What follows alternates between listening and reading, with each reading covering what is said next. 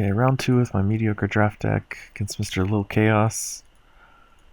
I have a sweet combo in my hand for like the second turn, but not for the first turn. Still, I think my best play is Spiritstone Druid, just because I can play a card next turn and multiply my forces. I'm playing this offlane in case I draw the Aloyan General. That way I can pump my creatures and have like an extra like swing lane. Whereas if I put it in the middle lane, I'd have to put the general even right like in the middle lane to replace it and only pump the druids. This way I can pump the druids and whatever I play if I put it in like this offlane, for instance.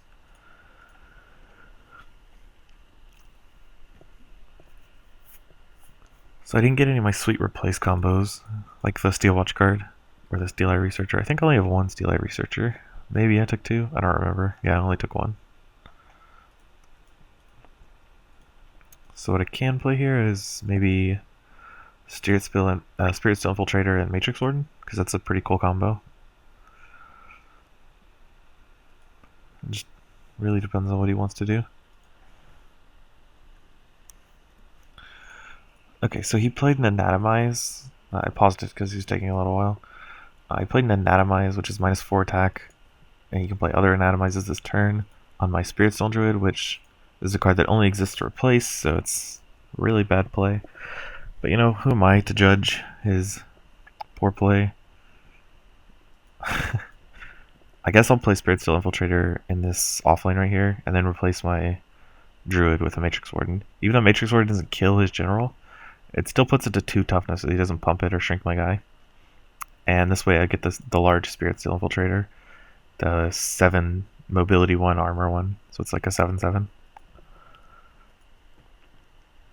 And whenever he's ready to end his turn after playing all his spells, that would be nice. Why would you play... Anatomize is such a bad spell too, that's the weird part. Like, he didn't even play a good spell that he wanted to level, like Dejin Siphon or something. Like, if his hand was really bad, I could see him Dejin Siphoning my creature to kill it, and then pumping as a general. But he didn't... he didn't even, like, stop my creature at all.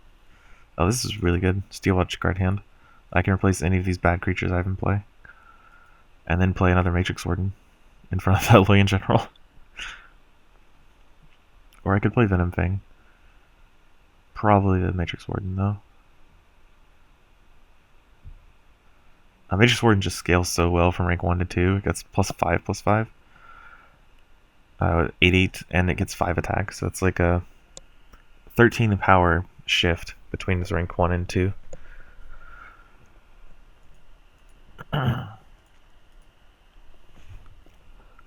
I might just replace the Matrix Warden that's in front of the Aloyan General to kill his Aloyan General and make my Steel Watch card a little big.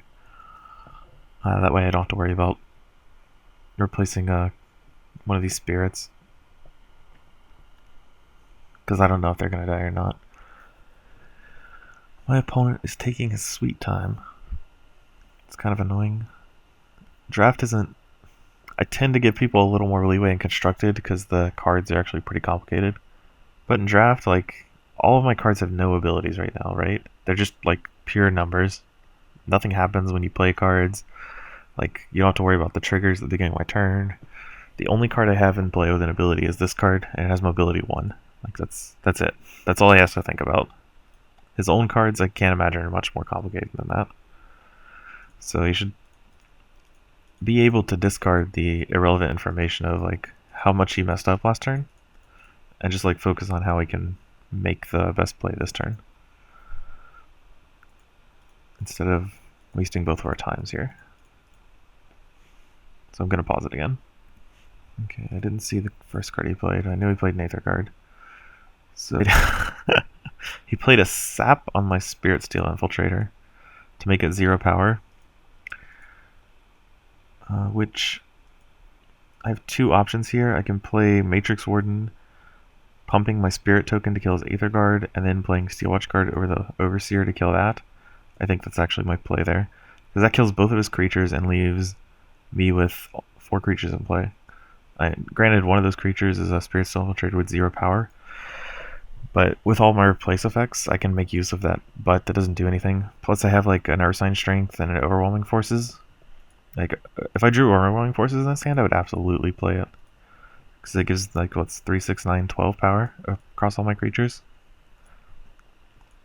Pretty worth it.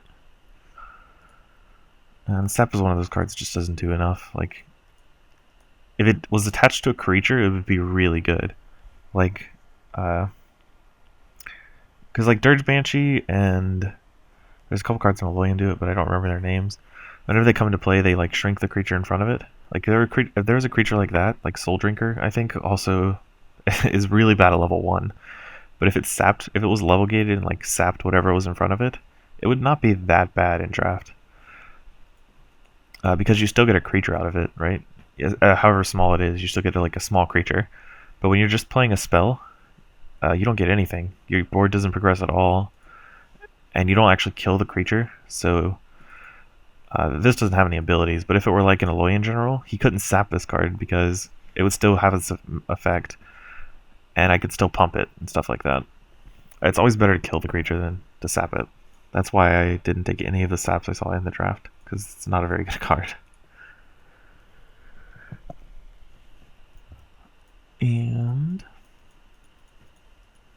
I'm going back to waiting for my opponent. It sucks. I can't really talk about my possible plays. Oh, what the heck is this? This question mark thing I've never noticed before? Lanes. These are the lanes where you and your opponent play creatures. Combat. When a player hits the battle button, creatures deal damage to the other creatures in the same lane. Health level deck. That's my rank. Wait, why is rank and level in different spots? This is the battle button. I've actually just never noticed that before. Huh. I wonder how useful this is to new players. Because I mean, I just skimmed over this question mark. I don't even know if it's been there the entire time I've been playing Solforge. I feel like the tutorial covers most of that. You don't need to have a button there in every game that you can accidentally press and like have to press things to get out of. I don't know. It did kill a bit of time while I was waiting for my opponent to make his move, which is nice, I suppose. I'll just pause for him again. So my opponent conceded after 10 minutes. The clock didn't wind all the way down, so I have to assume he conceded. Which is sweet, because, I mean, it sucks having to wait, but I get to win the game with a deck I didn't expect to really... I don't expect it's very good, so I'll take it. I think Alolan's probably the weakest draft faction by far. But I'll go ahead and end the video here so we can have a clean break for round 3.